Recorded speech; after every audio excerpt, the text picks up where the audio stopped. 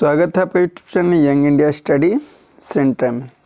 तो चलिए मैं फिर आपसे लेकर साइंस आपके लिए हाजिर हूँ, ठीक है। विज्ञान आपके लिए हाजिर हूँ लेकर 2022 एनुअल एग्जाम के लिए बहुत इंपॉर्टेंट प्रश्न है, ठीक है ना। तो ध्यान दीजिएगा। चलिए आगे बढ़ते हैं। ये साइंस का है, ऑब्जेक्टिव पे आपको ज़्यादा फोकस करना है। क्लियर? लीजिए आज का पहला प्रश्न ये रहेगा। विज्ञान का है तो आपको पता ही होगा, ठीक है। विज्ञान का है तो विज्ञान में क्या खास बात है भैया, 1 से 80 तक प्रश्न रहेंगे, जिसमें से 40 को आपको बनाना है। क्या को बनाना है? 40 को। यानी कि जो प्रश्न को आप जान रहे हैं उसी प्रश्न को हल करना है, सॉल्व करना है। बाकी को आप आगे बढ़ते चलना, स्किप करके रोक के। क्लियर? चलिए ये रहा पहला प्रश्न। पहला प्रश्न क्या है?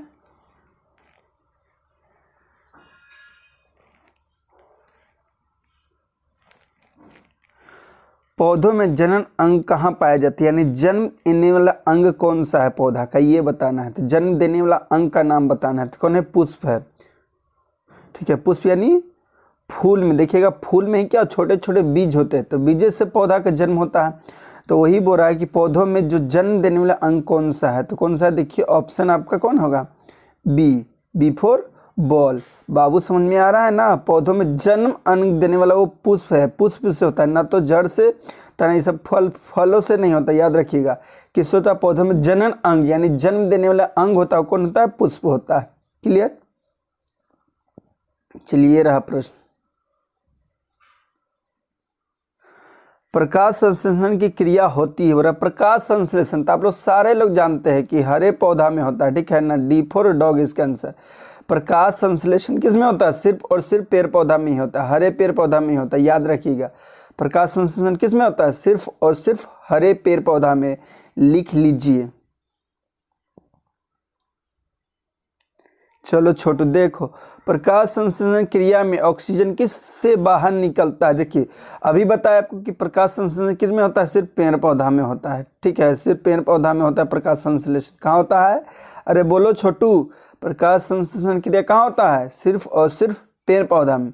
तो प्रकाश संश्लेषण क्रिया होने के लिए क्या क्या चीज़ की जरूरत है? देखिए कार्बन डाइऑक्साइड का जरूरत होता है, जल का जरूरत होता है, ठीक है ना। प्रकाश का जरूरत होता है, यानी प्रकाश, सूर्य का प्रकाश का जरूरत होता है, ठीक है। तो ये सारी चीज़ें क्या होता है? और क्लोरोफिल का भी होना आवश्यक है। ये 3-4 चीज़ें जो प्रकाश संश्लेषण के लिए होना जरूरी है। देखिए तो पेड़ पौधा वायु हवा से कार्बन डाइऑक्साइड ले लेता है, सूर्य का प्रकाश से ले लेता है, सूरज से ले लेता है सूर्य का प्रकाश, और हाइड्रोजन जड़ से क्या लेता है? जमीन से ले लेता है, और जल जमीन से क्या ले लेता है? जल से ले लेता है ऑक्सीजन। ये जानते जब शरीर में जाता है, पेड़ पौधा के शरीर में जाता है तो H2 और O2 अलग हो जाता है। क्या हो जाता है? H2 और O2 अलग हो जाता है, ठीक है ना। H2 और O2 अलग अलग हो जाता है जल टूट के। जल टूट के क्या होता है? H2 और O2 अलग। ऑक्सीजन और अलग हो जाता है किससे? टूट के। तो ही बोल रहा है आपको, ध्यान दीजिए कि प्रकाश संश्लेषण क्रिया में ऑक्सीजन किससे बाहर निकलता है? ऑक्सीजन कहाँ से बाहर निकलता है? बाहर कहाँ से निकलता है? तो भैया जल से न निकलता है। कहाँ से निकलता है? और जल ही टूटा। जल का ही सूत्र क्या है? H2O। अरे बोलो ना, जल का सूत्र क्या है? H2O। समझ आ रहा है? तो कहाँ से मिला? जल टूटा हाइड्रोजन और ऑक्सीजन में। क्लियर? लीजिए ये रहा प्रश्न 4th नंबर।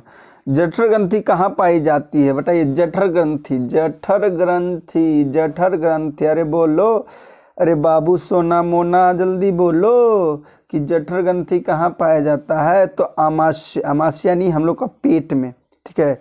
जठर एक मशीन है, ठीक है, याद रखिएगा मशीन है जठर ग्रंथि। कहाँ पाया जाता है? आमाशय, ठीक है। जठर ग्रंथि कहाँ पाया जाता है? आमाशय में। आमाशय मतलब पेट, उदर मतलब पेट, ठीक है। तो जठर जठर जठर जठर जठर जठराई दिया बाबू मेरे। कहाँ है? आमाशय में है। B for ball. चलो लो ये प्रश्न भी आई है। ग्लाइकोलिसिस की प्रक्रिया संपन्न होती है। बोले ग्लाइकोलिसिस की प्रक्रिया कहाँ संपन्न होती है? तो भैया ये कोशिका द्रव में। तो ग्लाइको यानी गलाइए दिया, साफ तम गला दिया। अरे बाबू मेरे गला दिया। तो कहाँ गलाएगा? कोशिका द्रव में। ग्लाइकोलिसिस यानी गलाइए दिया। रे बाबू कहाँ गला दिया? कोशिका द्रव में। तो इसीलिए ग्लाइकोलिसिस की प्रक्रिया कहाँ होता है? संपन्न। खत्म कहाँ होता है? संपन्न यानी कि खत्म हो जाना, हो जाएगा, कंप्लीट हो जाता है। तो गलाइए दिले रे बाबा, तो कहाँ कोशिका द्रव में हुआ, समझ में आया? लीजिए ये रहा प्रश्न। इथाइल अल्कोहल किस प्रकार का श्वसन से बनता है? बोला कि इथाइल अल्कोहल किस प्रकार के श्वसन से बनता है? इथाइल, तो ये भैया अवायवीय श्वसन से बनता है। आपको पता है श्वसन के कितना प्रकार? दो, एक वायवीय दूसरा अवायवीय, ठीक है। तो जो इथाइल अल्कोहल होता है, इथाइल अल्कोहल श्वसन होता है ना, उसमें क्या बनता? अवायवीय श्वसन बनता है। इथाइल अल्कोहल किस में बनता है? अवायवीय श्वसन में बनता है। तो बी फॉर बॉल, समझे? इथाइल अल्कोहल कहाँ बनता है? अवायवीय श्वसन में बनता है, समझे? अल्कोहल याद रखिए, अल्कोहल के जब भी बात करें तो अवायवीय अल्कोहल मतलब अरे दारू ये सब का, समझे? तो अल्कोहल तो जब भी बात करें कहाँ? अवायवीय श्वसन में। चलिए, सबसे छोटी अंतस्रावी ग्रंथि, अंतस्रावी यानी अंदर वाला ग्रंथि, अंतस्रावी ग्रंथि मतलब अंदर वाला ग्रंथि, अंतस्रावी ग्रंथि मतलब अंदर वाला, बोलो, बोलने ना बोल रहे अंतस्रावी मतलब अंदर वाला ग्रंथि। तो सबसे छोटी तो प्यूटरी ग्रंथि, क्या नाम है? प्यूटरी, यानी पीट के इसको छोटकू बना दिए, समझा? पिट्टू, समझा बाबू? पीट के क्या हो गया? पिट्यूटरी ग्रंथि छोटू बन गया, समझे? तो इसलिए सबसे छोटी ग्रंथि अंदर वाला कौन है? पिट्यूटरी ग्रंथि नाम है। तो पिट्यूटरी नाम से देखो, पिट्यूटरी कितना प्यारा सा नाम है, दुलारा सा नाम है। पिट्यूटरी यानी छोटकू है, समझे? पीट के इसको क्या कर दिए? छोटू बना दिए। चलिए बताइए 8वां नंबर प्रश्न। पौधों के वायवीय भागों में जल के ह्रास मतलब कमी की क्रिया को क्या कहते हैं? यानी कि पौधा होता है, पेड़ पौधा होता है तो प्रकाश संश्लेषण होता है, आपको अभी बताएं। तो उसमें जल का कमी होगा, शरीर में जल का कमी हो तो उसको क्या कहेंगे? तो वाष्प उत्सर्जन कहेंगे। पौधा में जल का कमी कैसे होता है? वाष्प उत्सर्जन द्वारा। ह्रास मीन्स वाष्प उत्सर्जन द्वारा जल का कमी हो। वाष्प उत्सर्जन मतलब समझने की कोशिश कीजिए। आप खाना कभी बनाए होंगे, इमेजिनेशन करिए, खाना बनाए होंगे। खाना बनाया क्या? मान लीजिए कि कुकर में देखते हैं भाप निकलता है, या कोई बर्तन आप चढ़ाए हैं उसको ढक के रखिए, ढक के थोड़ा देर में खोलते क्या निकलता है? वाष्प निकलता है, देखते हैं हवा जैसा, धुआं जैसा निकलता है, वही है वाष्प। तो ऐसे ही पेड़ पौधा के पत्ती में भी क्या निकलता है? वाष्प निकलता है। वाष्प निकलेगा तो उसका शरीर में क्या होगा? जोल कोम होगा रे दुदा, समझा दुदा? क्या होगा? जोल की कमी कैसे होता है? वाष्प उत्सर्जन जैसे होता है, समझ में आया? तो पेड़ पौधा में वायवीय भागों में ह्रास कैसे होता है जल का? तो वाष्प उत्सर्जन द्वारा, ठीक है? अरे समझा? चलो बताओ, घेंघा रोग पनपता है। देखिए घेंघा रोग हमेशा आपका कंठ में होता है, नीचे जो दिख रहा है कंठ, वहाँ होता है। तो घेंघा रोग कहाँ होता है? कंठ में होता है। तो किसके कारण से ये पनपता है? रक्त की कमी के कारण? नहीं, ये तो हो ही ना सकता। रक्त कमेगा, खून कमेगा तो घेंघा रोग होगा। बकलोले ऑप्शन देने वाला था। चीनी की कमी, यानी शरीर में चीनी की कमी हो जाएगा तो क्या घेंघा रोग होगा? मोटापा, मोटा जाएगा, चर्बी आ जाएगा तो क्या घेंघा रोग? नहीं मेरे बाबू, आयोडीन के कमी से होगा। किसके कमी से होगा? यदि आपका शरीर में आयोडीन का कमी होगा तो कौन रोग होगा? घेंघा रोग होगा। आपका गला फूलता है इसमें, ठीक है? घेंघा रोग, समझ में आया? अरे समझ में आया? घेंघिया देगा, ठीक है? आयोडीन का शरीर में कमी होगा ना, घेंघिया ये देगा, याद रखना। घेंघिया देगा कौन? आयोडीन। आपको याद रखिएगा, आयोडीन की कमी होगा तो आपको घेंघिया देगा, मतलब घुंघिया देगा। अरे समझा? तो घेंघा रोग कैसे? आयोडीन, यानी सी फॉर कैट। चलो, रक्त में हल्के पीले रंग, कैसा बोला? हल्का पीला रंग के चिपचिपे लसर पसर, चिपचिपा लसर पसर द्रव को कहते हैं, यानी चिपचिपा हुआ उसको क्या कहते हैं? तो भैया देख लो, ये प्लाज्मा है। क्या है? प्लाज्मा के रंग ही हल्का पीला होता है। कैसा होता है? पीला, समझे? जो प्लाज्मा है, देखिए आपको बता चुके हैं, आरबीसी लाल खून वाला देखे होंगे, ठीक है? रेड ब्लड सेल जानते हैं ना जी? श्वेत रक्तकण भी उजला होता है। श्वेत रक्तकण नाम है तो श्वेत यानी उजला, उजाला। रेड ब्लड से लाल रक्तकण क्या होता है? नाम है तो लाल, लाल लाल रक्तकण यानी लाल, ठीक है। तो श्वेत रक्त कण उजला होता है, लाल कण लाल, नामे में श्वेत उजला, लाल श्वेत मतलब उजला रे बच्चा, लाल मतलब लाल। तो ऐसे ही है यहाँ कि हल्का पीला रंग का कौन होगा, तो हल्का पीला रंग प्लाज्मा। ये भी देखिए खूने है की है, अरे खून है, खून ब्लड ब्लड रक्त, समझे। चलो 11 नंबर बताओ। चलो बताइए, रक्तचाप, रक्तचाप को बोलते हैं ब्लड प्रेशर, क्या बोलते हैं, ब्लड प्रेशर। रक्तचाप मापने का उपाय क्या, बीपी, अरे बाबू बीपी को ही ब्लड प्रेशर कहते हैं, उसी को हिंदी में रक्तचाप कहते हैं। उपकरण यानी किससे माप, उपकरण से किसको से मापते हैं बताइए, रक्तचाप किससे मापते हैं, तो सिस्पोमैनोमीटर। देखिए सिस्पोमैनोमीटर, क्लियर, डी फॉर डॉग, यानी रक्तचाप इससे मापा जाता है, किससे, सिस्पोमैनोमीटर। अरे समझे, रक्तचाप यानी बीपी, ना देखते हैं सर को बार बार बीपी बढ़ जाता है आपका, तो ऐसा ही बीपी मतलब रक्तचाप उसी को बोलते हैं। रक्तचाप यानी मापेंगे किसे, मापे मतलब नापना रे बाबू, यानी सिस्पोमैनोमीटर से।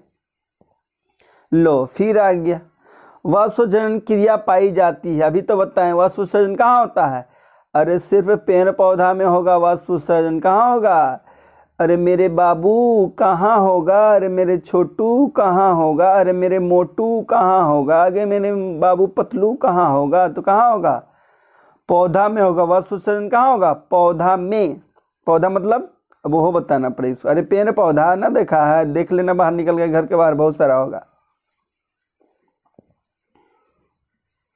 चलिए 14 नंबर, निम्नलिखित में किसमें खुला परिसंचरण तंत्र होता है, परिसंचरण तंत्र, खुला, खुला मतलब साफ खुला, खुला परिसंचरण मतलब जिसे खून हम लोग नस, जैसे नस क्या है, नस में ही परिसंचरण होता है, हम लोग को नस में ना होता है परिसंचरण, तो हम लोग खुला है, ऊपर से आप देख पा रहे हैं, ठीक है। अब बताइए ऊँट में देख पाते हैं कि ऊपर से नस है, खून जा रहा है ऊँट शरीर देख के, तो ना, घोड़ा में देख पाते हैं ना, मानव में, मानव मतलब हम लोग में देख पाते हैं नहीं। तो तिलचट्टा को कभी ध्यान से देखिएगा, घर में जो तिलचट्टा होता है ना, तिलचट्टा कोकरोच जिसको कहते हैं, ठीक है, सीबीएसई वाला का कुकुरुज कहेगा, समझें, तो वही इसका खुला परिसंचरण तंत्र, तो आप देखिएगा ध्यान से ना, तो इसका खून वाला नस दिखेगा, ठीक है, तो इसका क्या होता है, खुला परिसंचरण तंत्र है। अब मनुष्य हम लोग का फेफड़ा लीवर बाहर से दिखाई देता है, ऊँट को बाहर से दिखाई देता है, घोड़ा को बाहर से दिखाई देता नहीं, लेकिन इसका देखिएगा लीवर उबर सब आपको बाहर दिखाई देगा, समझें। तो इसी तिलचट्टा क्या खुला परिसंचरण तंत्र है, समझे, अरे समझे तो कौन होगा आंसर, C4, बस बस बस। लीजिए रहा नेक्स्ट, रक्त क्या है, अरे रक्त मतलब खून, खून मतलब ब्लड, तो बताओ कि रक्त क्या है, तो क्या है, एक उत्तक है, इसी का, इसका रक्त को कभी कभी तरल संयोजी उत्तक कहते हैं, क्या कहते हैं रक्त को, तरल संयोजी उत्तक, इसीलिए तो नाम है इसका तरल संयोजी उत्तक। रक्त क्या है, एक तरल संयोजी उत्तक है, बोलो 5 बार ईमानदारी से, रक्त क्या है, तरल संयोजी उत्तक है, रक्त क्या है, तरल संयोजी उत्तक है, रक्त क्या है, बोलो, अरे बोलता ना, सिर्फ देख रहा है, टुकुर टुकुर देखते हो क्या, जल्दी बोल दो बाबू कि तरल संयोजी उत्तक है, रक्त क्या है, अरे रक्त क्या है बोलो, अरे बाबू बोलो, गुस्सा क्यों रहा है, तरल संयोजी उत्तक है। नेक्स्ट, मूत्र का पीला रंग किस वर्णक के कारण होता है, अरे मूत्र यानी टॉयलेट, पेशाब जो करते हो ना, उसका पीला रंग, पीला रंग किसके कारण होता है, समझें, अब पेशाब करते होंगे तो उसका पीला रंग होता है, तो जो पीला कभी कभी होता है वो किसके कारण होता है, तो यूरोक्रोम के कारण होता है, किसके कारण होता है, यूरोक्रोम के कारण होता है, समझें। मूत्र का पीला रंग, मूत्र में यानी आपका पेशाब में ही सबसे ज़्यादा यूरिया पाया जाता है, समझें, तो मूत्र का पीला रंग होने के कारण क्या है, यूरोक्रोम, क्या है, फिर से बोलिए, रक्त बार बार बोलिए, याद हो जाएगा, मूत्र का पीला रंग यूरोक्रोम, मूत्र का पीला रंग यूरोक्रोम, मूत्र का पीला रंग यूरोक्रोम, मूत्र का पीला रंग यूरोक्रोम, मूत्र का पीला रंग यूरोक्रोम, बोलिए 50 से पटापट बोलिए 5 बार, अपने याद हो जाएगा।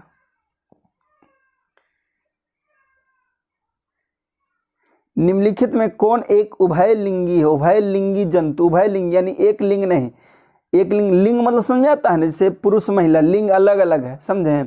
तो उभयलिंगी यानी एक ही गो लेकिन दो गो लिंग, एक ही गो आदमी लेकिन दो गो लिंग, मतलब समझे, लड़का लड़की दोनों, बस समझने के लिए बता रहे हैं आपको। तो उभयलिंग मतलब दोनों लिंग होते हैं उनके पास। तो क्या हाथी में एक ही गो में दोनों लिंग होता है ना? गाय में अरे ना हो दादा, एहो में ना होता है। कुत्ता में, कुकुर में ना। केंचुआ को आप कभी देखे, ये दो लिंगी होता है। आपको पता नहीं चला कि मर्दावा कौन है औरत कौन है केंचुआ में, ठीक है? तो ये दो लिंगिंग है, ठीक है? तो उभयलिंगी जंतु का नाम बताइए। केंचुआ, उभयलिंगी जंतु केंचुआ। केंचुआ देखा है? जोंक ना, जोंक देखे हैं कभी? देखे मट्टी कोड़िएगा तो नीचे जोंक लमड़ता है, वही जोंक है। अरे चौमिन जैसा रहता है, चौमिन देखे हैं ना, वैसे ही रहता है। चौमिन को भी देख लीजिए, याद रखें, चौमिन ध्यान दे आपको। अरे केंचुआ जैसा दिख रहा है यानी क्या? उभयलिंगी। चौमिन भी उभयलिंगी है, समझ जाइए, बस याद रखिए कि चौमिन भी क्या है? उभयलिंगी, यानी केंचुआ भी उभयलिंगी।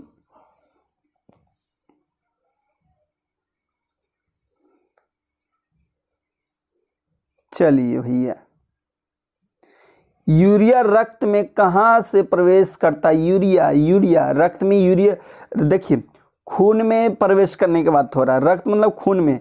ऐसे आपको बताया कि सबसे ज़्यादा यूरिया कहाँ पाया जाता है? हम लोग को मूत्र में पाया जाता है, हम लोग को मूत्र में सबसे ज़्यादा यूरिया पाया जाता है, ठीक है?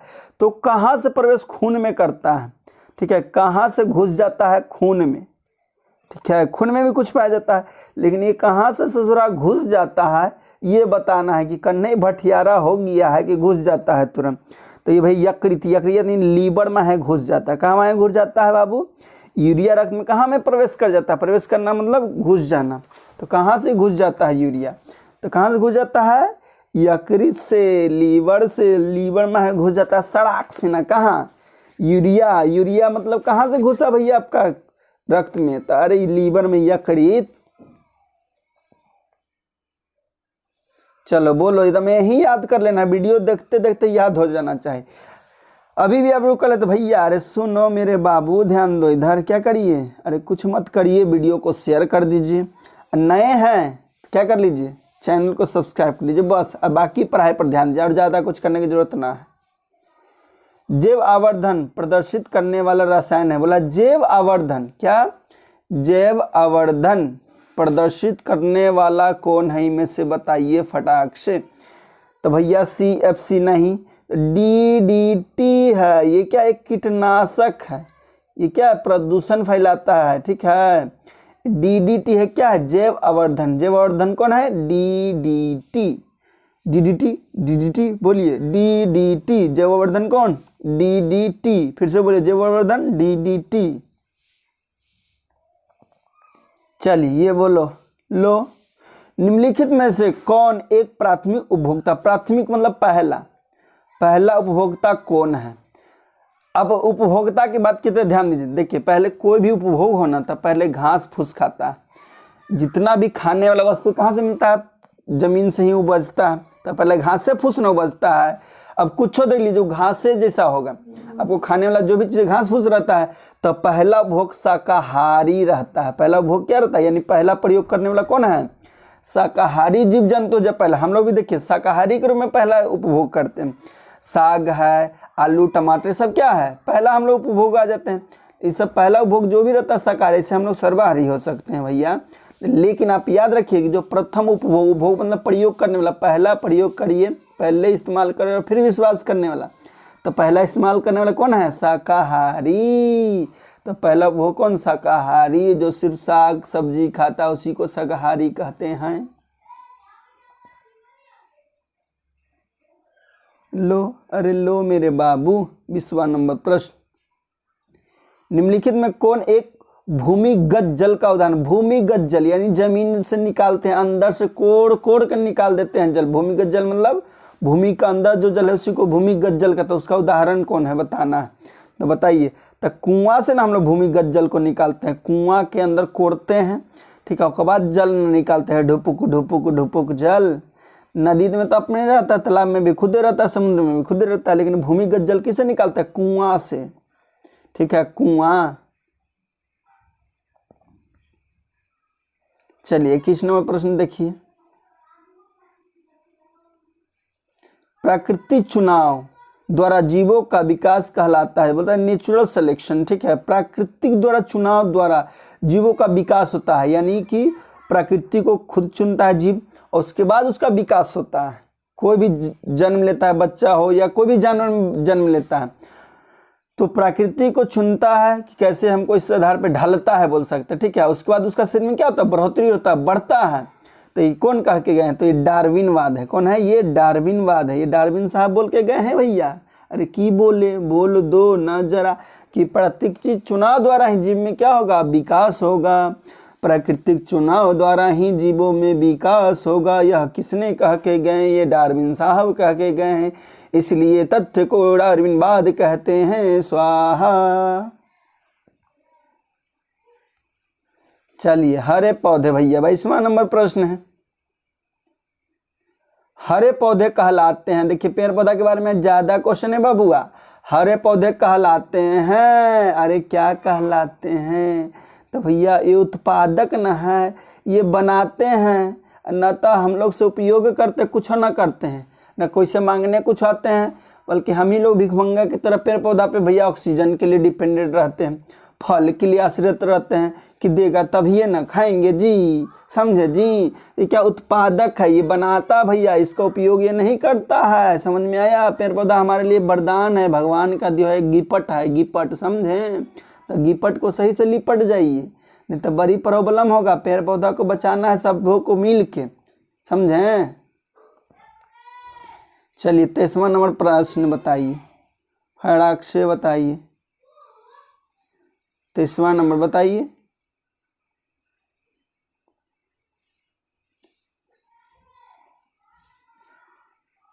अंडोत्सर्गत क्या है, अंडोत्सर्ग का कारण है, तो ये कारण है ऑप्शन सी आपका, देख लीजिए क्या है, FSH। FSH क्या है, FSH। इसके कारण क्या होता है, अंडोत्सर्ग के कारण है। ठीक है, लीजिए 24 नंबर प्रश्न ये रहा आपका स्क्रीन पे।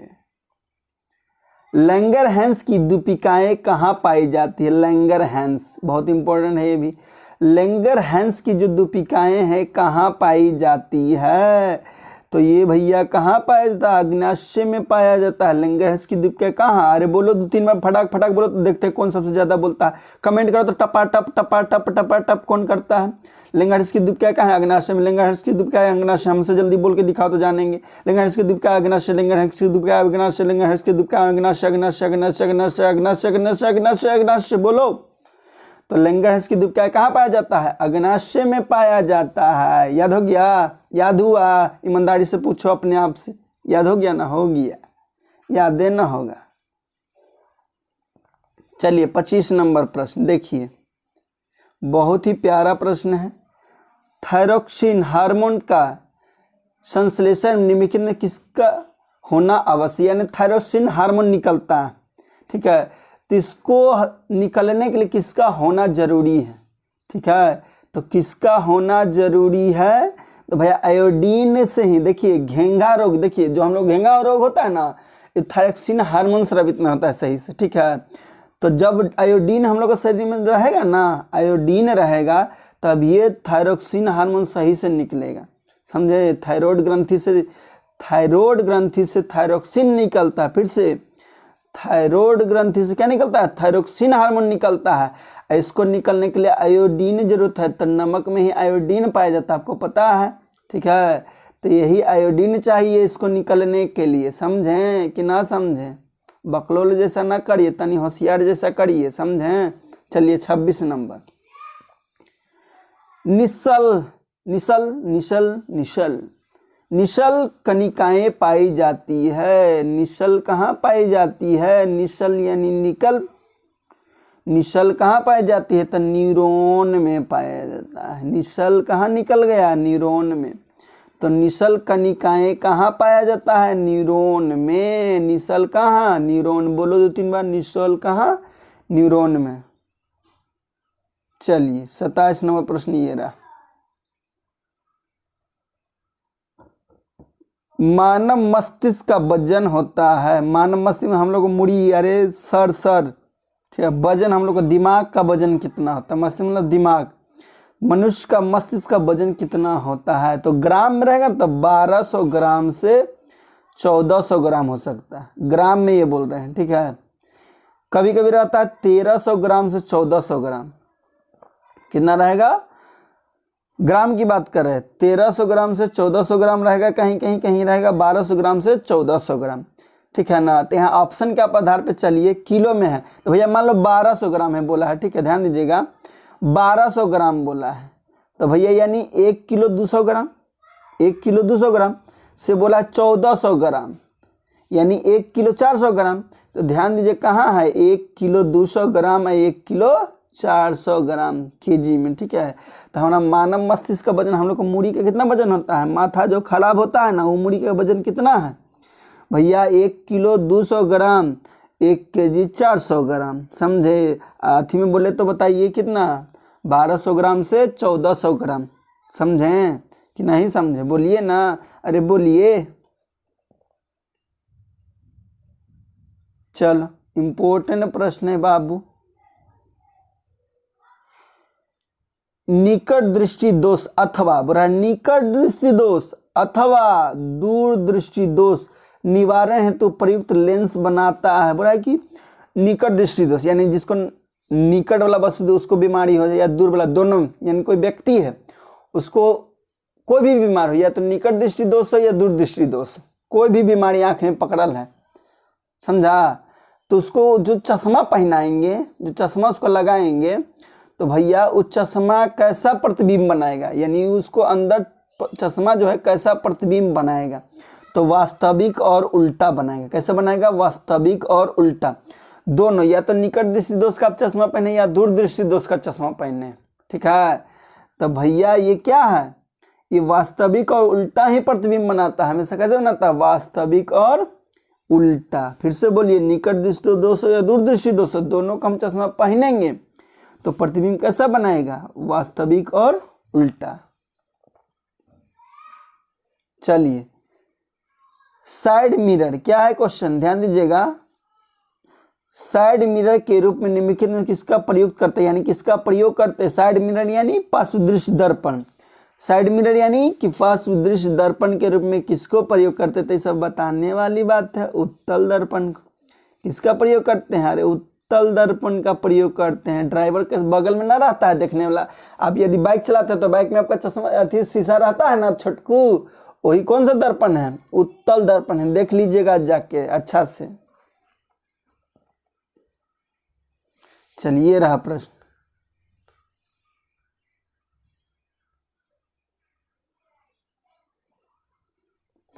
अवतल लेंस द्वारा प्राप्त प्रतिबिंब होता है, अवतल लेंस कैसा प्रतिबिंब बनाता है, क्या बोला, अवतल लेंस, तो इनमें से कोई नहीं बाबू प्रतिबिंब बनाता है, ठीक है, समझें। तो इनमें से सभी, सॉरी इसमें सभी, आभासी प्रतिबिंब बनाता है, सीधा प्रतिबिंब बनाता है, छोटा प्रतिबिंब, देखिए अवतल लेंस तीनों प्रकार के बनाता है, छोटा बड़ा आभासी सभी बनाएगा, समझ आया।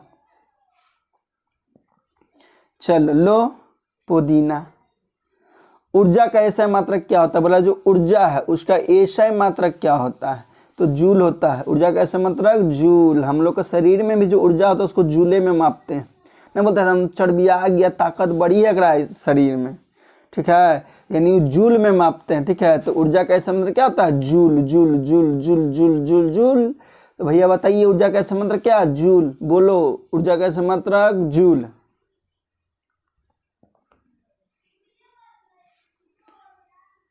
आकाश का नीला रंग होना किस परिघटना का परिणाम है, बोला जो आकाश होता है, आकाश मतलब आसमान रे बाबू, तो जो आसमान होता है नीला रंग का हो जाता है, आकाश नीला हो जाता है, वो कौन घटना के कारण होता है, तो प्रकीर्णन के कारण नीला हो जाता है, समझे। नीले नीले अंबर में चांद जब आती है तो प्रकीर्णन हो जाती है, तो याद रखिएगा कि भैया नीला आकाश है तो किसके कारण प्रकीर्णन हुआ, जिसके कारण, यानी वो आपका आंसर होगा, ठीक है। तो नीला आकाश, आकाश कैसा नीला, तो प्रकीर्णन के कारण। चलिए इजी प्रश्न, चल देखिए ऑप्शन कुछ ढक रहा है, कोई दिक्कत ना है। सामान्य नेत्र के लिए स्पष्ट दूर की न्यूनतम बिंदु यानी सबसे नजदीक हम लोग कितना दूर देख सकते हैं, तो सिर्फ और सिर्फ 25 सेंटीमीटर देख सकते हैं सबसे ओका नीचे भगचोनाइए जाओगे, दिखाइए ना देगा। आँख में यदि कॉपी ऐसे लेके देखते जाएगा ना तो एक समय ऐसा है नज़दीक करना है, किताब लेना है आँख से देखते जाए कॉपी को नज़दीक करते जाइए, कॉपी को नज़दीक करते जाइए, नज़दीक करो करो करो करो करो करो करो करो अरे करो करो करो देखो अब ना दिखाई दे रहा है तो समझ जो ना दिखाई देने लगा यानी ये 25 सेंटीमीटर से पार हो रहा है। ठीक है, तो हम सबसे नज़दीक 25 सेंटीमीटर देख सकते हैं और दूर अनंत। ठीक है, अनंत दूर देखना है तो अनंत, दूर बिंदु हम लोग कितना है आँख का अनंत, और निकट 25 सेंटीमीटर। 25 सेंटीमीटर से नजदीक देखेंगे तो भगचोनाइए जाएंगे, दिखाइए ना देगा। अनंत देखना है तो बहुत दूर तक आप देख सकते हैं, समझें, आँख की बात है, समझिए तो आँख की बात। नजदीक देखना है तो 25 सेंटीमीटर, ज़्यादा देखना है तो अनंत देख सकते हैं, जितना इच्छा देख सकते हैं, ज़्यादा से ज़्यादा दूर। चलिए लीजिए भैया, बहुत ही किसी उत्तल लेंस के फोकसांतर 50 सेंटीमीटर तो इसकी क्षमता कितना होगा, क्षमता यानी पावर, क्षमता यानी पावर। तो फार्मूला पावर का होता है 1/f, 1/f। f किस में होगा, मीटर में हमेशा। क्षमता का फार्मूला क्या होता है 1/f, f किस में होगा हमेशा, आपको होगा मीटर में।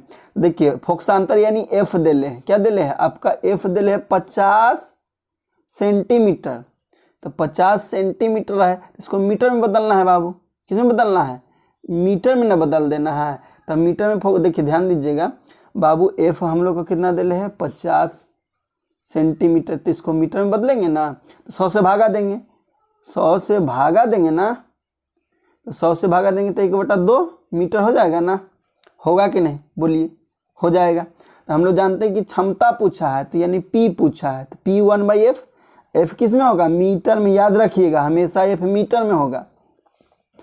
तो बाबू 1 1 बटा नीचे रखना है 1/2, तो पलटी मार जाएगा यानी 2 ऊपर चल जाएगा 1 नीचे होगा ना, यानी 2 आया। P कितना हम लोग का आ गया 2, P कितना आ गया 2 आ गया, P कितना आ गया देखो तो 2 जगह हम लोग का आया P2, कितना है P2 आया, P2 यानी कि क्षमता कितना है 2। लेकिन बोलता है उत्तल लेंस है बाबू, तो उत्तल लेंस का हमेशा क्षमता प्लस में आता है, उत्तल लेंस का क्षमता हमेशा क्या आएगा प्लस में आएगा, उत्तल लेंस का क्षमता प्लस में। समझ में आया कि नहीं, अरे बोलो समझ में आया, समझ में आया कि नहीं आया होगा। ठीक है, प्रैक्टिस करो 1-2 बार, लिख के आ जाएगा। चलिए 35 नंबर देखिए, एक प्रिज्म कितने सतह से घिरा, जो प्रिज्म होता है उसमें कै गो अलग अलग सतह रहता है यानी क्षेत्र कै गो रहता है। ठीक है, डायमंड जैसा रहता है, प्रिज्म देखे हैं ना डायमंड जैसा, इसमें 5 सतह रहता है, कै गो क्षेत्र रहता है इसका 5 गो रहता है, ऐसे रहता है, देखिए ऐसे रहेगा, ऐसे एनहुमा है, ऐसे रहेगा, ऐसे ऐसे घिरल है नीचे, देखिए तो एगो ई सतह हो गया पहला, दूसरा, तीसरा, एक पीछे चौथा, नीचवा में ऐसे रहेगा जो 5वां। ठीक है, तो 5 गो सतह रहता है, प्रिज्म ऐसे आपको दिखता है, ऐसे दिखता है, तो एगो ऐसे रहेगा, एगो ऐसे, तो एगो 2 गो 3 गो, 1 2 3, इधर 4 गो, नीचे वाला 5 गो, समझे कि ना, फिर से देखिए ऐसे ऐसे, ठीक है ऐसे, इधर रहता है तो 1 2, इसका पीछे है तो 3, इधर 4 और नीचे में 1 5, समझे। तो प्रिज्म कै गो सतह रहता है 5 गो, समझे कि ना, अरे बोलिए। 36 का देखिए, अभिनेत्र लेंस की फोकस दूरी में परिवर्तन क्या कहलाता है, तो भैया ये कौन करता है, बोला जो अभिनेत्र लेंस है उसको फोकस दूरी को परिवर्तन यानी कम बेसी, परिवर्तन का नाम जो अभिनेत्र लेंस है उसका फोकस दूरी को कम बेसी करता है, उसी को हम लोग कहते हैं समंजन क्षमता। आँख का क्या कहते हैं समंजन क्षमता। आपको पूछे कि मानव नेत्र का समंजन क्षमता क्या है, तो बोलेंगे अब नेत्र लेंस की फोकस दूरी को कम बेसी कर पाता है, इसी क्या कहते हैं हम लोग समंजन क्षमता कहते हैं। तो वही करता है तो कौन, ये पश्चमाभि पेशिया से होता है, किससे होता है पश्चमाभि पेशिया के कारण होता है, किसके कारण पश्चमाभि पेशिया कर पाता है। हम लोग को अभिनेत्र लेंस की जो फोकस दूरी, फोकस यानी कम बेसी, फोकस दूरी कम बेसी कौन करता है पश्चमाभि पेशिया। ये कम बेसी कब होता है, ध्यान दीजिएगा। कभी आप अभी ठंडा के दिन में धूप में रहिए, क्या करिए, धूप में कुछ समय तक रहिए, अचानक आप आइए अंधेरा कमरा में, तो आपको कुछ समय के लिए दिखाई नहीं देगा। जब धीरे धीरे धीरे धीरे समय बीतता चला जाएगा, आपको धीरे धीरे दिखाई देना शुरू होगा, ठीक है, दिखाई देना। तो ये कौन कम बेसी करता है, तो पश्चमाभिपेशिया करता है कम बेसी। या आप अंधेरा कमरा में हैं, कुछ देर बैठल है, ठीक है, बात उत कर रहे थे, अब अंधेरा कमरा में अब बैठल है, अचानक धूप में जाए तो कुछ समय के लिए आपको दिखाई नहीं देगा, लेकिन कुछ समय धीरे धीरे समय बिताइएगा तो ध्यान आपको दिखना शुरू हो जाएगा। तो कौन ऐसा करता है, पश्चमाभिपेशिया कम बेसी करता है, उसको देखने के लिए आपको बनाता है। चलिए 37 नंबर प्रश्न, प्रकाश के प्रवर्तन के कितने नियम, यार ये सब बच्चा वाला प्रश्न है। प्रकाश के प्रवर्तन कितने नियम, 2 नियम। प्रकाश के प्रवर्तन कितने नियम, 2 नियम। कौन कौन है, तनी कमेंट करके लिख के बताइएगा, तो जानने कि आप लोग तैयारी कितना किए हैं। चलिए, फोटोग्राफी कैमरा का अभिदृश्यक लेंस होता है, बोला जो फोटोग्राफी फोटो खींचने वाला कैमरा होता है ना, उसमें कौन लेंस रहता है, फोटो खींचने वाला लेंस। फोटो खींचने देखे ना, कड़ाक से ना फोटो खींचता है। कैमरा देखे हैं ना, कैमरा देखे हैं कि नहीं, अरे देखे हैं तो हाँ यस लिखिए, ना देखे तो नो लिखिए, हम दिखाएंगे आपको। तो भैया इसमें उत्तल लेंस रहता है, कैमरा में कौन सा रहता है भैया, उत्तल लेंस लगा रहता है।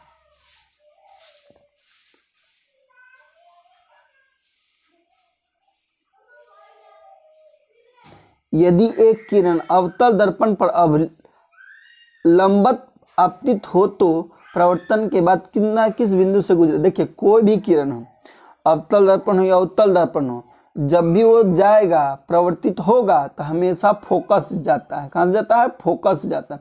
वो लेंस हो दर्पण हो, उससे कोई मतलब नहीं है। जब भी किरण जाएगा प्रवर्तित होगा, ठीक है, लंबवत जब भी प्रवर्तित होगा या अपवर्तित होगा तो हमेशा कहाँ से गुजरेगा, फोकस से ही गुजरता है। कहाँ से गुजरता है, फोकस से ही गुजरेगा, ध्यान रख लीजिए।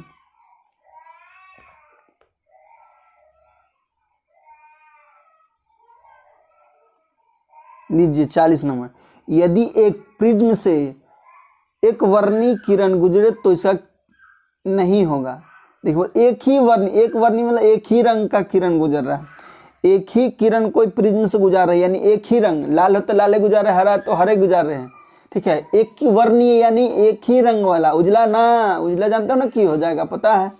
तो एक ही रंग गुजारते हैं तो इसका क्या नहीं होगा, इसका वर्ण विक्षेपण नहीं, एक ही रंग है। अब लाल गुजारेंगे तो लाल से कोई फर्क होने वाला है, कुछ नहीं होने वाला, लाल लाले निकल जाएगा, ठीक है। तो वर्ण विक्षेपण नहीं होता है, एक ही रंग का प्रिज्म से गुजारिएगा तो। हाँ, लेकिन ध्यान देने वाली बात यह है कि भैया यदि उजला गुजारिएगा तो पता है कि श्वेत रंग जब गुजरता है 7 बन जाता है, ध्यान दीजिएगा।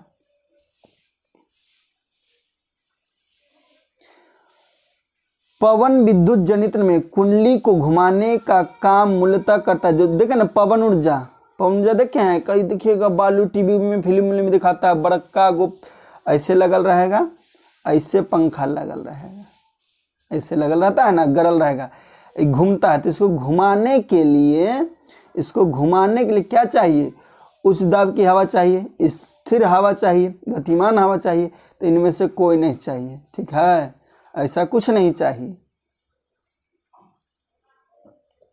अरे बोलो मेरे बाबू सोना मोना डोना, जल्दी बताओ कि कांच की अवतल लेंस की वायु की शक्ति क्या होगा। बोले कांच का अवतल लेंस कैसा है, कैसा है, बोलो कांच का अवतल लेंस कैसा है, कांच का अवतल लेंस। तो वायु यानी हवा में इसका शक्ति क्या होगा, शक्ति यानी पावर क्या होगा, समझे। अरे बोलो छोटू, अरे बोलो मोनू, अरे बोलो मोटू, अरे बोलो पतलू, जल्दी बताओ मोटू पतलू, ये क्या होगा। तो हमेशा क्या होगा, ऋणात्मक होगा। अभी तो बताएं कोई भी लेंस रहे बाबू, देखो अवतल लेंस, उत्तल लेंस रहता तो धनात्मक। अब तो अभी बताए ना कि उत्तल लेंस का पावर अभी ना निकालें, तो उत्तल लेंस रहेगा तो उसका पावर प्लस होगा, अवतल लेंस रहेगा तो पावर माइनस होगा। तो माइनस है ना, माइनस।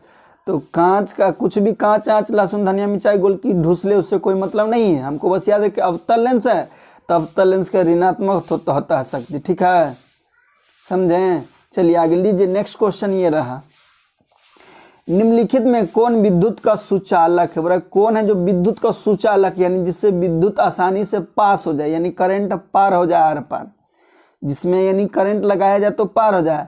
तो भैया ये ग्रेफाइट है। पता है नहीं, ये अधातु है। क्या है? अधातु है। बोलिए क्या है? अधातु है। अधातु होने के कारण भी, अधातु हम लोग जानते हैं इससे क्या, अधातु क्या होता है, उससे विद्युत ना पास होता है, लेकिन अधातु है ससुरा, यह धातु है, फिर भी इसमें करंट लगाइएगा ना तो टपा टप टपा टप आपको लाइन मारेगा। देखें ग्रेफाइट ना देखे हैं तो देखा था, पेंसिल देखिएगा, पेंसिल से जो लिखाता है ना वही अधातु है, वही ग्रेफाइट है। क्या है? ग्रेफाइट। लीजिए ये रहा प्रश्न।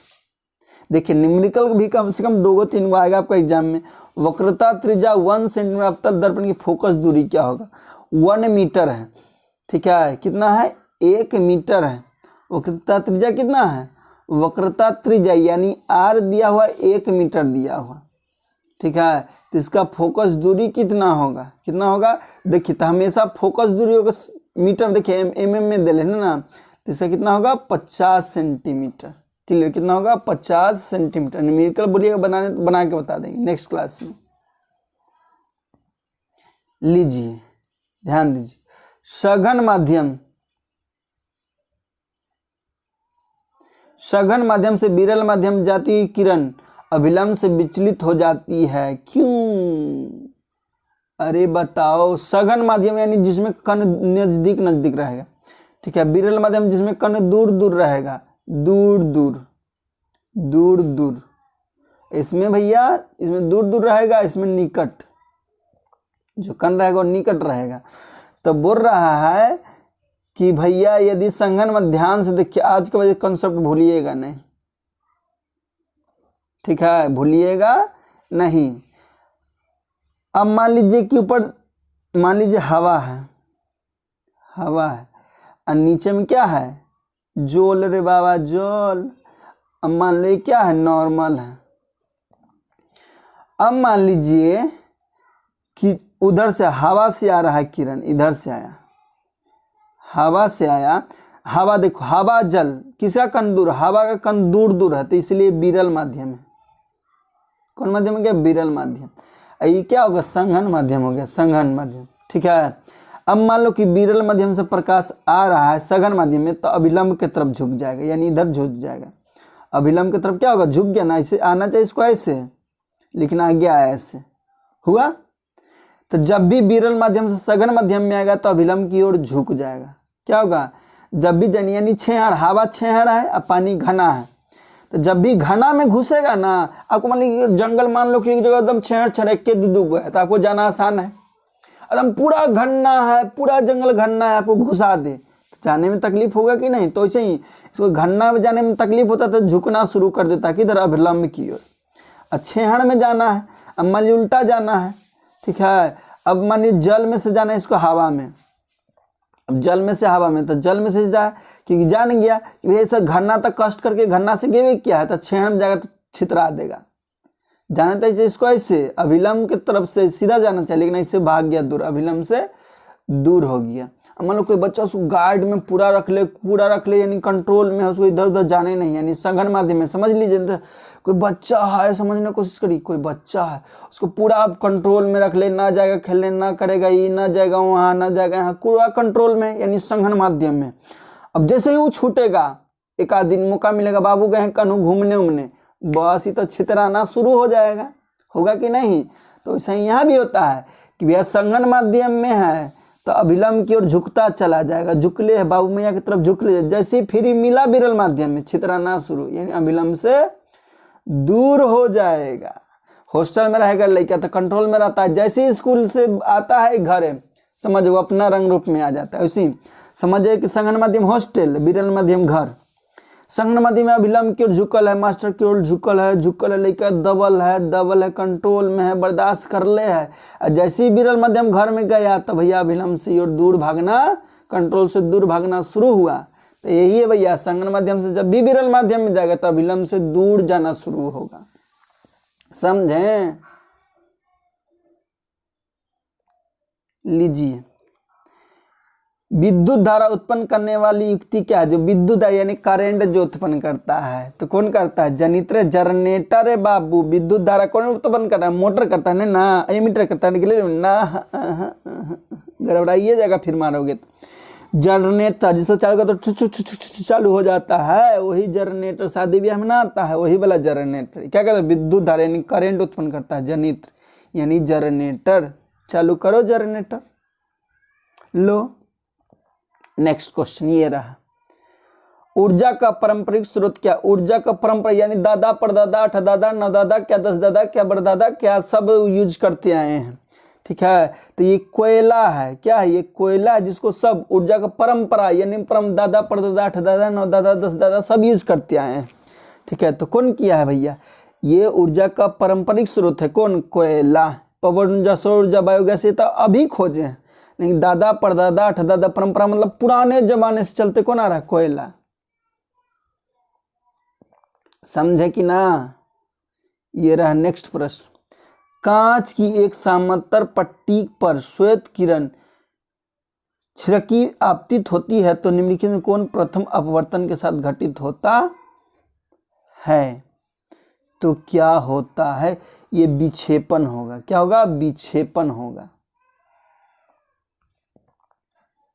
चलिए, हमारे घरों में जो विद्युत आपूर्ति होती है वह है, मतलब जो घर में जो हम करंट यूज करते हैं, घर में जो लाइन आता है ना, लाइन करंट जो आता है वो कितना क्या रहता है और कितना रहता है? तो रहता है 220 वोल्ट का रहता है। देखिएगा आप लाइट लेगा उसमें लिखा रहेगा 220 वोल्ट। बोलू लीजिए तो 200, तो घर में जो लाइन आता है कितना वोल्ट का आता है? 220 वोल्ट का आता है। प्रतिवर्ती धारा रहता है यानी एसी करंट। कैसा रहता है? एसी। ठीक है, कैसा रहता है? एसी करंट रहता है। फिर से बोलिए, कैसा करंट रहता है? एसी। इसे गाना सुना है ना, एसी एसी सुनेगा ना, तो वही समझ जाइए, एसी करंट। ठीक है, यानी प्रतिवर्ती धारा रहता है। 220 वोल्ट प्रतिवर्ती धारा। प्रतिवर्ती धारा क्या है? किसमें माइनस प्लस ना होता है। आप बोर्ड में देखें कि आपका बोर्ड में माइनस प्लस लिखा रहता है, कन्हू में चार्जर घुसा देते हैं, चार्ज होना शुरू हो जाता है। लेकिन आप बैटरी वाला में देखिएगा, बैटरी जो रहता है उसमें माइनस प्लस रहता है। तो घर में जो विद्युत यूज कर 220 वोल्ट का कैसा? AC. 220 volt AC. AC AC यानी प्रतिवर्ती धारा। चलिए, जस्ता की परमाणु संख्या कितनी होती है? तो जस्ता का परमाणु संख्या Zn यानी जस्ता, इसका परमाणु संख्या कितना? 30। याद कर ली, सब तो याद करने वाला चीज है भैया। ठीक है, कि जस्ता का परमाणु संख्या 30। चलो, धोबी आया भैया, दो सलाह के धोबिया सोडा, धोबिया सोडा का रासायनिक सूत्र क्या है? धोबिया सोडा का रासायनिक सूत्र क्या है? धोबिया सोडा का रासायनिक सूत्र क्या है? जो बोल रहे धोबिया सोडा, धोबिया जो सोडा उसका रासायनिक सूत्र क्या है? तो देखिए N2CO3। धोबिया सोडा कौन है? N2CO3 into 10H2O। समझिए 10 गो धोबिया आया कपड़ा धोने के लिए, ढाचुक, इसलिए 10 रहता है, हमेशा याद रखिए। धोबिया सोडा क्या गो? धोबी 10 गो, इसलिए N2CO3 10H2O। धोबी क्या गो? 10 गो। धोबी क्या गो? 10 गो। सभे मिलकर धोले है, इसलिए धोबिया सोडा का रासायनिक सूत्र N2CO3 10H2। जहाँ 10H2 रहे मार दीजिए, समझे? तो धोबिया सोडा यानी धोबी क्या गो? 10 गो जल लेकर H2O 10H2O। तो धोबिया सोडा क्या गो? Na2CO3 यानी 10H2O। ठीक है, चलिए लीजिए, लो बाबू पुदीना। निम्नलिखित में कौन प्रबल क्षारक यानी पावरफुल शक्तिशाली क्षारक? तो बताइए कि सबसे शक्तिशाली क्षारक कौन है? ठीक है, हम छड़छड़ा देगा, बताइए कौन है शक्तिशाली? छाली बोलो, छाली जल्दी बोलो कि शक्तिशाली कौन है? तो कौन है? NaOH। ये सबसे शक्तिशाली क्षारक। ठीक है, कौन है? NaOH।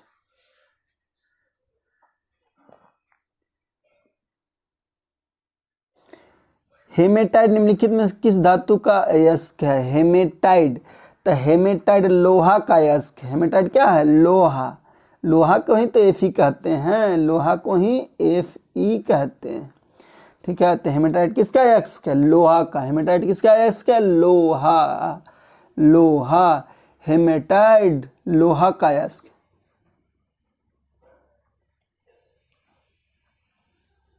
चलिए, सल्फाइड अयस्क का सांद्रता निम्नलिखित में से किस विधि द्वारा किया जाता है? सांद्रण है, मतलब जो सल्फाइड अयस्क होता है उसका सांद्रण कौन सा विधि से करते हैं?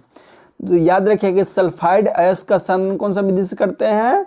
फैन प्लावन विधि से। कौन सा विधि से करते हैं? फैन यानी पंखा चलाइए, पलपला दीजिए, प्लावन विधि, ठीक है, फैन प्लावन विधि, सल्फाइड फैन प्लावन विधि। समझाया? आपको जब भी क्वेश्चन है कि सल्फाइड अयस्क को सांद्रण करना है तो फैन चला दीजिए, यानी फैन प्लावन विधि। सल्फाइड अयस्क है, इसको सांद्रण करना है, फैन चला दो। सांद्रण करना है, रुको, फैन चलाते, यानी फैन प्लावन विधि। समझ में आया? जब भी सल्फाइड अयस्क है उसको बोले कि सांद्रण करना है आपको तो फैन चला दीजिए, यानी फैन प्लावन विधि। चलो, इजी क्वेश्चन भाई। निम्नलिखित में 2ZnO2 और 2ZnO किस प्रकार की अभिक्रिया है? किस प्रकार की अभिक्रिया? ऐसे बात की जाए तो संयोजन, दो को मिलकर एक बनता है संयोजन, लेकिन ऑप्शन में ऐसा नहीं है, कहीं देखिए तो उपचयन अभिक्रिया। उपचयन में क्या होता है? ऑक्सीजन का योग होता है। देखिए Zn के साथ देखो ऑक्सीजन जुड़ रहा है, Zn के साथ ऑक्सीजन जुड़ के क्या ZnO बना रहा है, यानी ऑक्सीजन जहाँ जुटे, जहाँ जाके मिले, समझे, जहाँ जाके ऑक्सीजन क्या हो, मिले, तो उसको उपचयन अभिक्रिया कहते हैं। समझ में आया कि जहाँ जाके ऑक्सीजन भैया मिले उसको उपचयन अभिक्रिया कहते हैं। समझ में आया मेरे बाबू? अरे मेरे सोना बताओ मोना जल्दी, कि जहाँ ऑक्सीजन जुटे किसी तत्व के साथ उसको कौन सा अभिक्रिया? उपचयन अभिक्रिया या ऑक्सीकरण अभिक्रिया। समझ में आया कि नहीं? तो यहाँ ऑक्सीजन देखो मिल रहा है, तो मिल रहा है भैया, मिल के बना रहा है, तो क्या होगा? उपचयन अभिक्रिया। चलो, ग्लूकोज लो, इजी है। ग्लूकोज का आणविक सूत्र यानी सूत्र क्या होता है ग्लूकोज का? तो सबे जानते हो, हम सबो जानीला का भइल। अरे बताओ, C6H12O6 क्या है? ग्लूकोज है। क्या है? ग्लूकोज। क्लियर?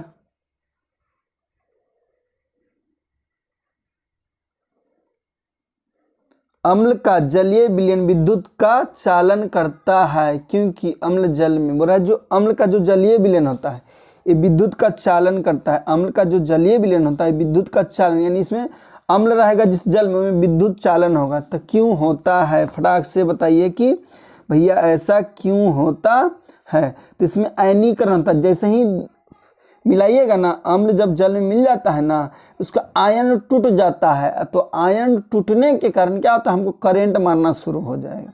समझे कि नहीं? अरे समझे कि नहीं समझे? बताइए। चलिए लीजिए, क्या है? लिथियम के वाहतम सेल में कितने इलेक्ट्रॉन होते हैं? जो लिथियम होता है Li, लिथियम, इसका परमाणु संख्या कितना? 3 होता है। तो वाहतम का क्षमता पहला में 2 होगा और दूसरा में 1, तो वाहतम का 6 इलेक्ट्रॉन की संख्या कितना होता है? 1 होता है। लिथियम के वाहतम का 6 इलेक्ट्रॉन की संख्या कितना होगा? 1। समझे? लिथियम के वाहतम का 6 इलेक्ट्रॉन की संख्या 1 होता है। कितना? 1। चलिए, आवर्त सारणी पूछा। आवर्त सारणी के शून्य समूह, शून्य मतलब 0 नंबर पर कौन आता है? 0 समूह यानी 0 ग्रुप में कौन कौन है आवर्त सारणी के 0 समूह में? तो हीलियम है, ठीक है। क्या है? हीलियम है 0 समूह का तत्व, यानी कि शून्य समूह, क्योंकि 0 से ही शुरू होता है।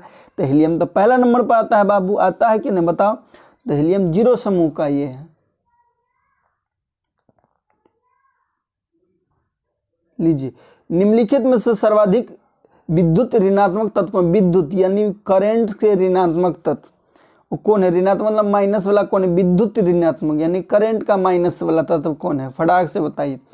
तो क्या है? F। क्या है? विद्युत ऋणात्मक तत्व। क्या है? विद्युत ऋणात्मक F। चलिए, जल के विद्युत अपघटन में कैथोड पर कौन सी गैस होता है? जल को तोड़ रहे हैं, करंट से तोड़ रहे हैं, तो एनोड और कैथोड होता है, ठीक है। तो कैथोड पर क्या होगा ये बताना है। कैथोड पर क्या होगा? तो हाइड्रोजन गैस होगा।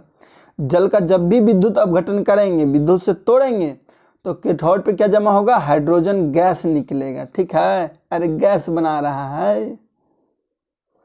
चलिए, इंपॉर्टेंट, हमारा शरीर का पीएच मान कितना होता है, हमारा शरीर का पीएच मान कितना होता है, तो 7 से 7.8 तक होता है। कितना तो होता है हमारा शरीर का पीएच मान कितना होता है, फटाक से बताइए। 7 से 7.8 तक। एकदम रट लीजिए कि हमारा शरीर का पीएच मान कितना, 7 से 7.8 तक। 7 से 7.8 मानव शरीर का पीएच मान कितना, 7 से 7.8। क्लियर। ये रहा नेक्स्ट। निम्नलिखित यौगिकों में कौन अम्ल है, बोला निम्नलिखित में से कौन है जो अम्ल है। तो आपको पता है कि जो भैया OH माइनस देता है, ठीक है, वो क्या कहलाता है, H प्लस देता है उसको क्या कहते हैं, तो भैया जो H प्लस देता है उसको अम्ल कहते हैं, और जो OH माइनस देता है उसको क्षार कहते हैं। ठीक है, तो बताइए कि कौन H प्लस देना। देखो इसमें H नहीं है तो नहीं देगा, इसमें भी H नहीं है, नहीं देगा। इसमें देखो OH है, OH है तो OH दे रहा है भैया, तो ये अम्ल है, नहीं है। यहाँ देखो H है तो यही ना अम्ल होगा। अभी इस समय H है ये ना है, देखिए ध्यान से देखिए, इसमें H है ना है, इसमें H है ना है, इसमें OH है, दिख रहा है OH है, तो OH है तो क्षार ना होगा। इसमें देखो, इसमें ध्यान से देखो ऑप्शन सी, इसमें H है तो H प्लस देगा, तो ये क्या है आपका अम्ल है। क्लियर। चलिए आगे बढ़े। लो नेक्स्ट प्रश्न ये रहा, फटाक से बताइए निम्नलिखित में कौन संश्लेषित सूचक है, बोला संश्लेषित सूचक। ठीक है, तो मेथिल ऑरेंज क्या है, मेथिल ऑरेंज आपका संश्लेषित सूचक है। मेथिल ऑरेंज, ऑरेंज क्या है, मेथिल ऑरेंज संश्लेषित सूचक है।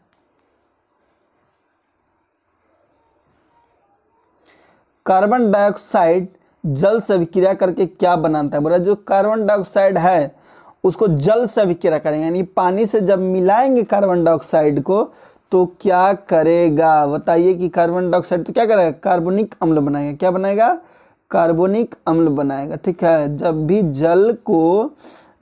जल को H2O को जब हम ऑक्सीजन से अभिक्रिया कार्बन डाइऑक्साइड से अभिक्रिया करेंगे तो क्या बना देगा, कार्बोनिक अम्ल। क्या बनाएगा, कार्बोनिक अम्ल बनाएगा। कॉपर पाइराइट्स का रासायनिक संगठक क्या है, बोला कि जो कॉपर पाइराइट्स होता है उसका रासायनिक संगठक क्या होता है। कॉपर पाइराइट का रासायनिक संगठन क्या होता है, तो यानी कि सूत्र इसका पूछ रहा है, तो क्या होगा CuFeSO2। कॉपर पाइराइट का सूत्र क्या है, CuFeSO2, CuFeSO2 copper pyrite, pyrite. ठीक है,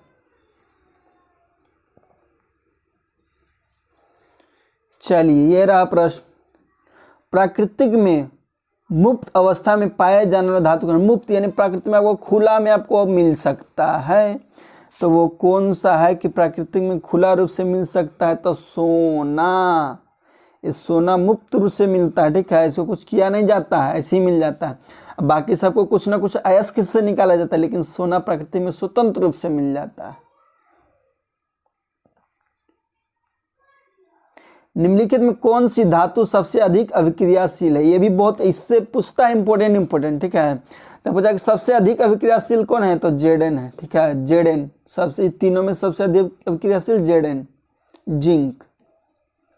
चलिए इंपॉर्टेंट बात याद देखिए, किसी धातु के वाहतम सेल में इलेक्ट्रॉन की संख्या कितनी हो, अधातु और कोई भी अधातु है तो उसका वाहतम कक्षा में इलेक्ट्रॉन का संख्या कितना होगा, तो हमेशा 4 5 6 7, 4 5 6 7, कोई भी 4 5 6 7 है, कोई भी तत्व का आखिरी में इलेक्ट्रॉन विन्यास कर रहे हैं, वाहतम कक्षा में 4 5 6 7 है, तो समझो क्या है, अधातु। फिर से 4 5 6 7, 4 5 6 7 अधातु, 4 5 6 7 अधातु। कोई भी धातु कोई भी तत्व हो उसका वाहतम कक्षा में 4 5 6 7 तत्व है तो जान जाइए कि भैया वो क्या है, अधातु। क्या है, अधातु। अभी वीडियो पर बने हैं तो शेयर ज्यादा से ज्यादा करते रहें, जल्दी से जल्दी, फटाक। पीतल निम्नलिखित में किसका मिश्र धातु है, पीतल। इसका ट्रिक देता हूं मैं, पिताजी यानी पीतल, तांबा और जस्ता। पीतल तांबा और जस्ता का मिश्रण है। पीतल क्या है? तांबा और जस्ता का मिश्रण है, इसलिए पिताजी यानी तांबा और जस्ता, यानी ए आपका ऑप्शन ए फॉर एप्पल। समझे? पीतल कितना है? Cu और Z यानी कॉपर और जिंक, उसी को तांबा कहा जाता है, तांबा और जिंक। चलिए आखिरी में पहुंच रहे हैं, जल्दी जल्दी वीडियो को शेयर करिए। चलिए, निम्नलिखित में कौन समयावयी है? समयावयी है, बताइए। समयावयवी है, बताइए फटाक से। तो कौन है भैया? एथिल एल्कोहल और dimethyl ether. Clear? Ethyl alcohol और डाइमेथिल ईथर, ये क्या है? समयावयवी है।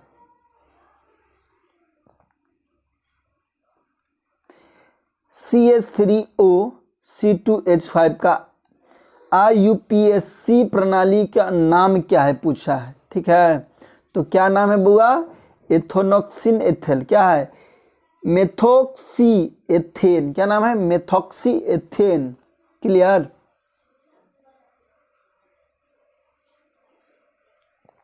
फटाक से बताइए इसका जवाब।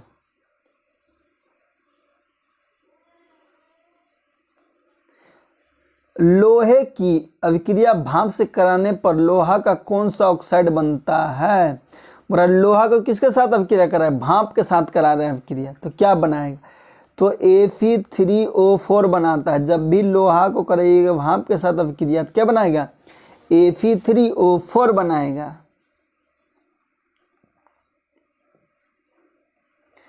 एक तत्व की परमाणु संख्या 16, कितना बोला? परमाणु संख्या 16 है, तो आवश्यक सारणी किस तत्व के वर्ग का है?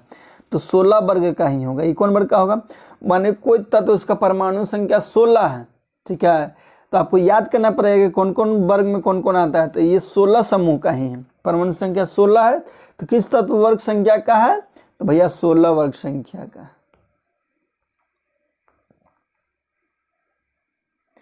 निम्नलिखित में कौन सी धातु तनु सल्फ्यूरिक अम्ल के साथ, बताइए कौन सी धातु तनु सल्फ्यूरिक अम्ल के साथ अभिक्रिया करके नहीं बताया? कौन सा धातु है जो तनु सल्फ्यूरिक अम्ल के साथ अभिक्रिया नहीं, यानी H2SO4 के साथ अभिक्रिया नहीं करता है? तो कौन सा है जो H2SO4 के साथ अभिक्रिया करता है? तो कॉपर ये अभिक्रिया नहीं करता तनु सल्फ्यूरिक अम्ल के साथ, ठीक है। तनु सल्फ्यूरिक अम्ल के साथ ये अभिक्रिया नहीं करता है। चलिए एक दो क्वेश्चन और बचा है। एक मिश्र धातु में 90% कॉपर है, बोला क्या है? एक मिश्र धातु में 90% कॉपर है, 10% टीन है। 90% कॉपर है, 10% टीन है, तो इस मिश्र धातु का नाम क्या है? तो सबसे ज्यादा कॉपर है, तो इसको क्या कहेंगे? तो ब्रोंज कहेंगे। इसको क्या कहते हैं? ब्रोंज कहते हैं, ठीक है। कॉपर सबसे अधिक रहा है, टीन कम रहे, तो इसको कहते हैं ब्रोंज। क्या कहते हैं? ब्रोंज। क्लियर ना? कौन सा मेटल हो गया? ब्रोंज हो गया।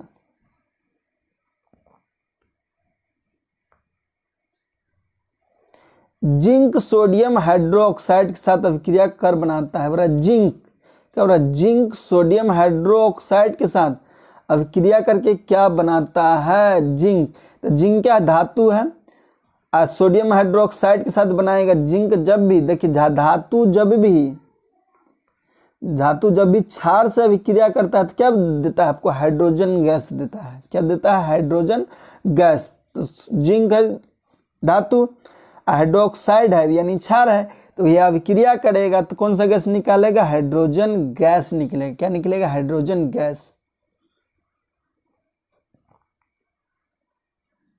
निम्नलिखित में कौन सी धातु वायु में उच्च ताप पर गर्म किए जाने पर भी ऑक्सीजन से संयोग नहीं कर पाता? बोले कौन सा धातु है जो उच्च ताप पर, हाई टेम्परेचर पर गर्म करते हैं तब भी ऑक्सीजन से संयोग नहीं कर पाता, यानी ऑक्सीजन से रिएक्शन नहीं कर पाता, रासायनिक अभिक्रिया नहीं कर पाता है? तो कौन है? तो Ag, चांदी। समझे? ये चांदी है जो अभिक्रिया नहीं कर पाता है।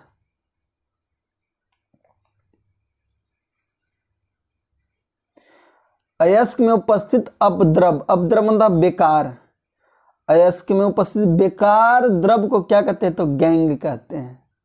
देखिए जो बेकार रहता है वही गैंग बनाता है, तो यही अयस्क में जो उपस्थित अपद्रव यानी बेकार जो द्रव है उसको गैंग कहते हैं। अयस्क में उपस्थित अपद्रव यानी बेकार चीज को गैंग कहते हैं। देखिएगा जो लड़का गैंग बनाता है समझे बेकार है, ठीक है। तो ही गैंग कहलाता है। चलिए आखिरी प्रश्न रहा साइंस का, ये निम्नलिखित में से किस गुण के कारण धातुओं को तार बना सकते, यानी खींच खींच के तार बनाते हैं? कौन गुण रहता है धातु का जिस कारण खींच खींच के तार बनाते हैं? तो तन्यता के कारण खींच खींच के तार बनाते हैं। समझें, तन्यता क्या है? खींच खींच के तार के रूप में बदलना ही तन्यता कहलाता है। तो तार बनाते हैं खींच खींच के धातु क्या? तन्यता के कारण। अब पीट पीट के चादर बनाता है घातवर्ध के कारण। ठीक है, पीट पीट के चादर बनाना है, चदरा जैसा बना देना है पतला, तो आघातवर्ध करेंगे, खींच खींच के पतला करेंगे तब तन्यता। तो 80 का आंसर क्या होगा? सी, यानी तन्यता। तो उम्मीद करते हैं कि इतना ही सेशन कर रहने तो ज़्यादा से ज़्यादा वीडियो को शेयर करिए। ठीक है, और कमेंट करके बताइए कि अब कौन सा चीज़ को डालेंगे। कुछ बच्चे कमेंट किए कि मैथ का बढ़ाइए, तो नेक्स्ट 1-2 दिन में आपको मैथ का मैं तैयारी कर रहा हूँ, आपको मैं डाल दूंगा। तो आज के लिए इतना ही रहने देता है। जय हिंद, जय भारत।